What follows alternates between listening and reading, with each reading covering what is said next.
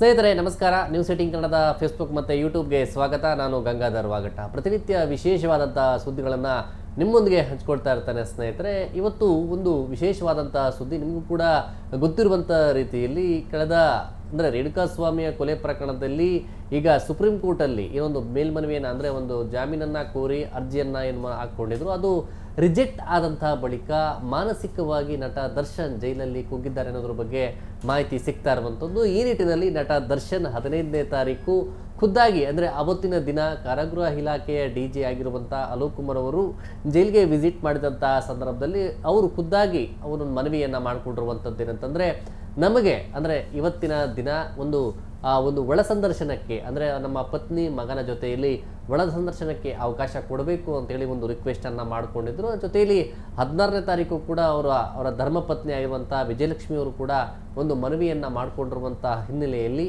ಇವತ್ತು ಅಂದರೆ ಮಂಗಳವಾರ ಅವರಿಗೆ ಭೇಟಿಗೆ ಅವಕಾಶವನ್ನು ಕೊಡುವಂಥ ನಿಟ್ಟಿನಲ್ಲಿ ಆ ಒಂದು ಮನವಿಯನ್ನು ಹಿರಿಯ ಅಧಿಕಾರಿಗಳು ಆ ಪ್ರೊಸೀಜರ್ ಏನಿದೆ ಅವೆಲ್ಲವೂ ಕೂಡ ಮಾಡ್ಕೊಳ್ತಾ ಇರುವಂಥದ್ದು. ಸಾಮಾನ್ಯವಾಗಿ ಒಬ್ಬ ಖೈದಿಗೆ ಅವರ ಕುಟುಂಬಸ್ಥರನ್ನು ಭೇಟಿ ಮಾಡೋಕ್ಕೆ ಒಳ ಸಂದರ್ಶನಕ್ಕೆ ಪರ್ಸ್ನಲ್ ಆಗಿ 30 ನಿಮಿಷಗಳ ಕಾಲ ಅವಕಾಶ ಕೊಡುವಂಥದ್ದು ಸಹಜವಾಗಿ. ಅಂತಂದರೆ ಒಬ್ಬ ಖೈದಿ ಮಾನಸಿಕವಾಗಿ ಶಾರೀರಿಕವಾಗಿ ಕುಗ್ಗಿದಂತಹ ಸಂದರ್ಭದಲ್ಲಿ ಎಲ್ಲೋ ಒಂದು ಕಡೆ ಮಾನಸಿಕವಾಗಿ ಆತ ತೊಳಲಾಟ ನೊಂದಿದ್ದಾನೆ ಅನ್ನೋ ಸಂದರ್ಭದಲ್ಲಿ ಈ ರೀತಿ ವಿಶೇಷವಾಗಿ ಒಬ್ಬರಿಗೆ ವಿಶೇಷ ಸಂದರ್ಶನಕ್ಕೆ ಅವಕಾಶವನ್ನು ಕೊಡುವಂಥದ್ದು ಜೈಲಿನ ಮ್ಯಾನ್ಯುವನಲ್ಲಿ ಇರುವಂಥದ್ದು. ಅದೇ ಈ ರೀತಿಯಾಗಿ ಅವರ ಕುಟುಂಬಸ್ಥರು ಅಂದರೆ ನಟ ದರ್ಶನ್ ಮತ್ತು ಅವರ ಕುಟುಂಬಸ್ಥರಿಗೂ ಕೂಡ ಒಂದು ಅವಕಾಶವನ್ನು ಕೊಡುವಂಥ ಕೆಲಸವನ್ನು ಈಗ ಜೈಲಧಿಕಾರಿಗಳು ಮಾಡಿದ್ದಾರೆ. ಬಹುತೇಕವಾಗಿ ಇವತ್ತು ಮಧ್ಯಾಹ್ನ 3 ಗಂಟೆ ವೇಳೆಗೆ ಅವರು ಭೇಟಿ ಮಾಡುವಂತಹ ಸಾಧ್ಯತೆ, ಅಂದರೆ ಅವರ ಕುಟುಂಬಸ್ಥರಿಗೆ ಅವಕಾಶವನ್ನು ಕೊಡುವಂಥ ಸಾಧ್ಯತೆಗಳು ಕೂಡ ಇರುವಂಥದ್ದು ಸದ್ಯಕ್ಕೆ. ಅಂದರೆ ಅವರ ವಿಸಿಟರ್ಸು ಕೂಡ ಅದನ್ನೇ ಮಾತನಾಡುವಂಥ ಸಂದರ್ಭದಲ್ಲಿ DG ಅಲೋಕ್ ಕುಮಾರ್ ಅವರು ಕೂಡ ಹೇಳ್ತಾ ಇದ್ರು. ಅಂದರೆ ಅವರು ಒಂದು ಮನವಿಯನ್ನು ಮಾಡಿದ್ದಾರೆ, ಅದನ್ನು senior officers jail prisons department officers ಏನಿದ್ದಾರೆ ಅವ್ರಿಗೆ ನಾವು ಲೆಟರ್ ಕಳಿಸ್ಕೊಟ್ಟಿದ್ದೀವಿ, ಅವರು ಅದ್ರ ಬಗ್ಗೆ ನೋಡ್ಕೊಳ್ತಾರೆ ಅಂತ ಕೂಡ ಹೇಳಿದರು. ಬಹುತೇಕವಾಗಿ ಇಂಥ ರೀತಿಯ ಸಂದರ್ಭಗಳಲ್ಲಿ ಈಗ ಅವ್ರು ಕೊಟ್ಟಿರುವಂಥ ಕಾರಣ ಏನಂತಂದರೆ, ಸುಪ್ರೀಂ ಕೋರ್ಟಲ್ಲಿ ಅವರ ಜಾಮೀನು ರಿಜೆಕ್ಟ್ ಆದಂಥ ಬಳಿಕ ಮಾನಸಿಕವಾಗಿ ತುಂಬ ಅವರು ನೊಂದಿದ್ದಾರೆ. ಈ ಸಂದರ್ಭದಲ್ಲಿ ಅವರಿಗೆ ಸಾಂತ್ವನ ಮತ್ತು ಧೈರ್ಯವನ್ನು ಹೇಳುವಂಥ ಕೆಲಸ ಮಾಡಬೇಕಾಗಿದೆ. ಹೀಗಾಗಿ ನಮಗೆ ಭೇಟಿಗೆ ಅವಕಾಶವನ್ನು ಕೊಡಿ ಒಳ ಸಂದರ್ಶನಕ್ಕೆ ಅಂತ ಹೇಳಿದ್ದಾರೆ. ಹೀಗಾಗಿ ಕೊಡುವಂಥ ಸಾಧ್ಯತೆ ಇದೆ ಅಂತ ಈಗ ಆಲ್ರೆಡಿ ಬಹುತೇಕವಾಗಿ ಅವರಿಗೆ ಒಪ್ಪಿಗೆ ಕೊಡಲಾಗಿದೆ, ಪರ್ಮಿಷನ್ ಕೊಡಲಾಗಿದೆ. ಇವತ್ತು ಅವರು ಕುಟುಂಬಸ್ಥರು ಅಂದರೆ ವಿಜಯಲಕ್ಷ್ಮಿ ಅವರಾಗಿರ್ಬೋದು, ಮಗ ಆಗಿರ್ಬೋದು, ಅದನ್ನು ಹೊರತುಪಡಿಸಿ 5 ಮಂದಿಗೆ ಅವಕಾಶ ಇರುತ್ತೆ. ಹೀಗಾಗಿ ಅವರ ಫ್ಯಾಮಿಲಿ ಮೆಂಬರ್ಸ್ 3 ಮೆಂಬರ್ಸ್ ಕೂಡ ಹೋಗಿ ನಟ ದರ್ಶನನ್ನ ಭೇಟಿ ಮಾಡಬಹುದು. ಹಣ್ಣು ಹಂಪಲಿಗೂ ಕೂಡ ಅವಕಾಶ ಇರುತ್ತೆ. ಮನೆಯ ತಿನಿಸು ಪದಾರ್ಥಗಳಿಗೂ ಕೂಡ ಒಳಗಡೆ ಅವಕಾಶ ಇರುತ್ತೆ. ಎಲ್ಲವೂ ಕೂಡ ಸ್ಕ್ಯಾನ್ ಮಾಡಿ ಒಳಗಡೆ ಕಳಿಸ್ತಾರೆ. ಎಲ್ಲ ತಪಾಸಣೆ ಮಾಡಿ ಒಳಗಡೆ ಕಳಿಸುವಂಥ ಕೆಲಸವನ್ನು ಮಾಡ್ತಾರೆ. ಜಸ್ಟ್ ಒಂದು 30 ಮಿನಿಟ್ಸ್ ಅವರು ಮಾತನಾಡೋಕ್ಕೆ ಅವಕಾಶ ಇರುತ್ತೆ. ಆದರೆ ಆ ಬ್ಯಾರಕ್ ಏನಿರುತ್ತೆ, ಆ ಬ್ಯಾರಕ್ ಒಳಗೆ ಮುಂಭಾಗದಲ್ಲಿ ಅಲ್ಲಿ ಚೀಫ್ಸು ಅಂದರೆ ಅಡಿಷನಲ್ ಸೂಪರ್ಡೆಂಟ್ ಒಬ್ಬರು ಇರ್ತಾರೆ. ಅವರ ಸಮ್ಮುಖದಲ್ಲಿ ಅಲ್ಲೆಲ್ಲರೂ ಕೂಡ ಅವರ ನಿಗಾ ಒಂದು ಇಟ್ಕೊಂಡಿರ್ತಾರೆ. ಅವರು ಮಾತಾಡೋದು ಯಾರಿಗೂ ಕೂಡ ಗೊತ್ತಾಗೋದಿಲ್ಲ. ಆದರೆ ಎಷ್ಟು ಜನ ಇದ್ದಾರೆ ಅಲ್ಲಿ, ಅವರ ಹಾವ ಭಾವ ಮತ್ತು ಅವರ ಆ್ಯಕ್ಟಿವಿಟೀಸ್ ಹೇಗಿದೆ ಅನ್ನೋದನ್ನೆಲ್ಲ ಕೂಡ ಅಬ್ಸರ್ವ್ ಮಾಡ್ತಾ ಇರ್ತಾರೆ.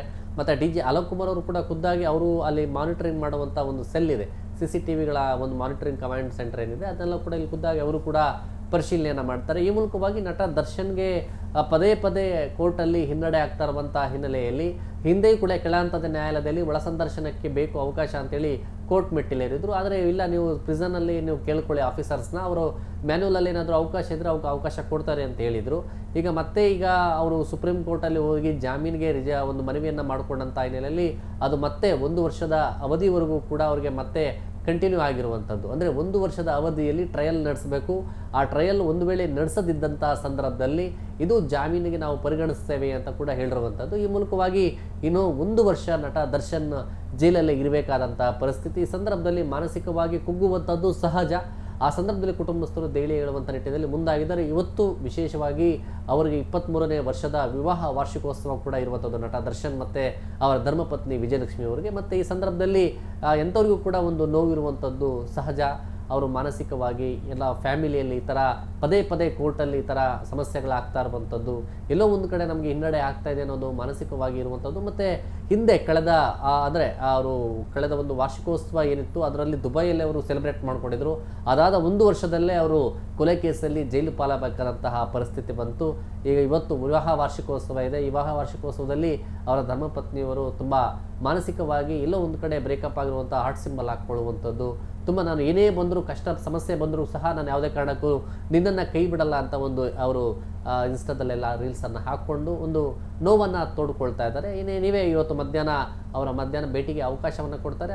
ಅಂದರೆ ಅವ್ರು ಓದಂಥ ಸಂದರ್ಭದಲ್ಲಿ ಸಹಜವಾಗಿ ಅವರ ಕುಟುಂಬಸ್ಥರು ಅವರ ನೋವು ಮತ್ತು ಅವರ ಸಂಕಟ ಮತ್ತು ಅಲ್ಲಿನ ಪರಿಸ್ಥಿತಿಗಳನ್ನು ಎಲ್ಲವೂ ಕೂಡ ಅಲ್ಲಿ ವಿವರಣೆ ಮಾಡಿಕೊಂಡು ಚರ್ಚೆ ಮಾಡುವಂಥದ್ದು, ಮತ್ತು ಮಗನ ಭವಿಷ್ಯ ಮತ್ತು ನೆಕ್ಸ್ಟು ಏನು ಕೊನೆಯ ಹೋರಾಟ ಮಾಡಬೇಕು ಇವೆಲ್ಲವನ್ನು ಕೂಡ ಅವರು ಪರಸ್ಪರ ಮಾತನಾಡಿಕೊಳ್ಳುವಂಥದ್ದು ಕೌಟುಂಬಿಕ ವಿಚಾರಗಳು ಇರುತ್ತೆ. ಆದರೆ ದರ್ಶನ್ ಮಾಡಿರುವಂಥ ಆರೋಪಗಳು ಏನಿತ್ತು ಅದು ಜೈಲಿನ ಪ್ರಿಸನ್ಸ್ ಅವರು ಗಂಭೀರವಾಗಿ ತೆಗೆದುಕೊಂಡ್ರು. ಯಾಕಂದರೆ ಒಳಗಡೆ ಸಹಕೈದಿಗಳಿಂದ ಅಲ್ಲೇ ಆಗಿರ್ಬೋದು, ನಮಗೆ ಸರಿಯಾದಂಥ ರೀತಿಯಲ್ಲಿ ವ್ಯವಸ್ಥೆಯನ್ನು ಮಾಡ್ತಾ ಇಲ್ಲ ಜೈಲಲ್ಲಿ ಅನ್ನೋ ರೀತಿಯಲ್ಲಿ ನಿಂದನೆ ಮಾಡ್ತಾ ಇದ್ದಾರೆ ಅಂತ ಕಂಪ್ಲೇಂಟ್ಸನ್ನು ಜೈಲಿನ ಪ್ರಿಸನ್ಸ್ ಸಂಬಂಧಪಟ್ಟಂತೆ ಸುಪ್ರೀಂ ಕೋರ್ಟ್ಗೆ ಏನು ಇವರೊಂದು ಅರ್ಜಿಯನ್ನು ಹಾಕ್ಕೊಂಡಿದ್ರು ಅದನ್ನು ಗಂಭೀರವಾಗಿ ತೆಗೆದುಕೊಂಡ್ರು. ಯಾಕಂದರೆ ಯಾರೇ ನಿಂದನೆ ಮಾಡಿ ಅಲ್ಲೇ ಮಾಡೋಕ್ಕೆ ಮುಂದಾದಂತಹ ಸಂದರ್ಭದಲ್ಲಿ ಅಥವಾ ಏನೇ ಒಂದು ಸಮಸ್ಯೆ ಆಗ್ತಾ ಇದೆ ಅಂತಂದರೆ ಜೈಲಿನ ಪ್ರಿಸನ್ಸ್ ಅಧಿಕಾರಿಗಳು ಅಲ್ಲಿ ಜೈಲರ್ ಆಗಿರ್ಬೋದು, ಸೂಪರ್ಡೆಂಟ್ ಆಗಿರ್ಬೋದು, ಅವರಿಗೆ ಒಂದು ಮನವಿ ಪತ್ರವನ್ನು ಮೊದಲು ಕೊಡಬೇಕಾಗುತ್ತೆ. ಆ ರೀತಿಯಾಗಿ ದರ್ಶನ್ ನನಗೇನು ಕೊಟ್ಟಿಲ್ಲ ಮತ್ತು ಮನವಿ ಪತ್ರಗಳನ್ನು ಕೊಟ್ಟಿಲ್ಲ, ಆ ರೀತಿಯಾದ ಇನ್ಸಿಡೆಂಟ್ ಯಾವುದು ಕೂಡ ನಮಗೆ ವರದಿ ಆಗಿಲ್ಲ ಅನ್ನೋ ಬಗ್ಗೆ CCTV ಆಗಿರ್ಬೋದು, ಫೋಟೋಸ್ ಆಗಿರ್ಬೋದು, ಅವರು ಕಾರಿಡಾರಲ್ಲಿ ಓಡಾಡೋಕ್ಕೆ ಎಷ್ಟು ಗಂಟೆಗಳ ಕಾಲ ಅವಕಾಶವನ್ನು ಕೊಡಲಾಗ್ತಾ ಇದೆ, ಜೈಲಿನ ಮ್ಯಾನ್ಯುವಲ್ ಪ್ರಕಾರವಾಗಿ ಒಬ್ಬ ಖೈದಿಗೆ ಸೌಲಭ್ಯ ಯಾವ ರೀತಿ ಕೊಡಬೇಕು ಅವೆಲ್ಲ ಸೌಲಭ್ಯಗಳನ್ನು ಕೊಡಲಾಗ್ತಾ ಇದೆ.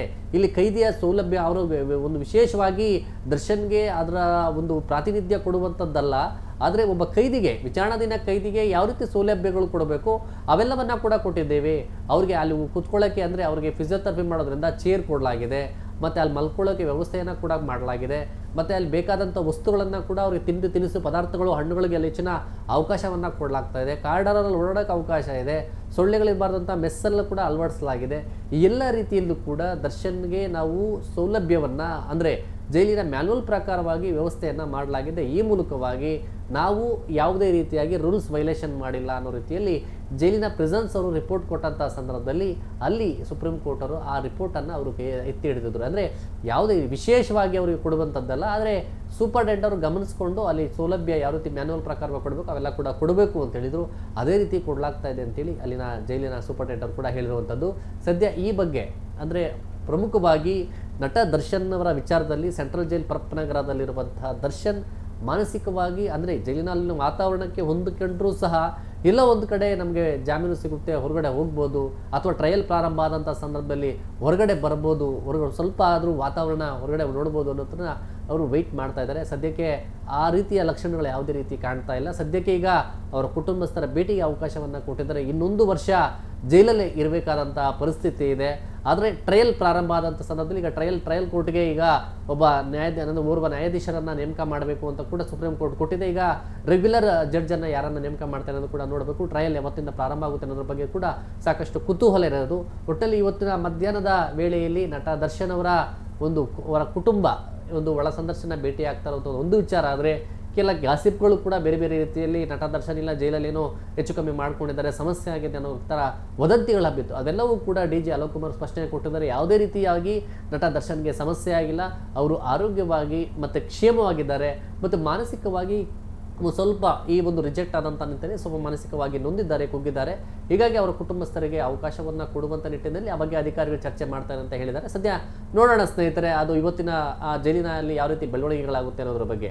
ಸ್ನೇಹಿತರೆ, ಈ ಒಂದು ಮಾಹಿತಿ ನಿಮ್ಗೆ ಇಷ್ಟವಾಗಿದ್ದಲ್ಲಿ ನ್ಯೂಸ್ 18 ಕನ್ನಡ ಫೇಸ್ಬುಕ್ ಮತ್ತು ಯೂಟ್ಯೂಬ್ ಅನ್ನು ಸಬ್ಸ್ಕ್ರೈಬ್ ಮಾಡಿ ಮತ್ತು ಶೇರ್ ಮಾಡಿ. ಧನ್ಯವಾದ. ನಿರ್ಭೀತ, ನಿಷ್ಪಕ್ಷಪಾತ, ವಿಶ್ವಾಸಾರ್ಹ ಸುದ್ದಿಗಳಿಗೆ ಮತ್ತೊಂದು ಹೆಸರಾಗಿರುವ ನ್ಯೂಸ್ 18 ಕನ್ನಡ ಈಗ ಆಪ್ನಲ್ಲೂ ಲಭ್ಯವಿದೆ. ದಯವಿಟ್ಟು ಇಲ್ಲಿರುವ QR ಕೋಡ್ ಸ್ಕ್ಯಾನ್ ಮಾಡಿಕೊಂಡು ಆಪ್ ಡೌನ್ಲೋಡ್ ಮಾಡೋದನ್ನ ಮರಿಬೇಡಿ. ನಿಮ್ಮ ಬೆಂಬಲ ಹೀಗೆ ಸದಾ ನಮ್ಮೊಂದಿಗಿರಲಿ. ಧನ್ಯವಾದ.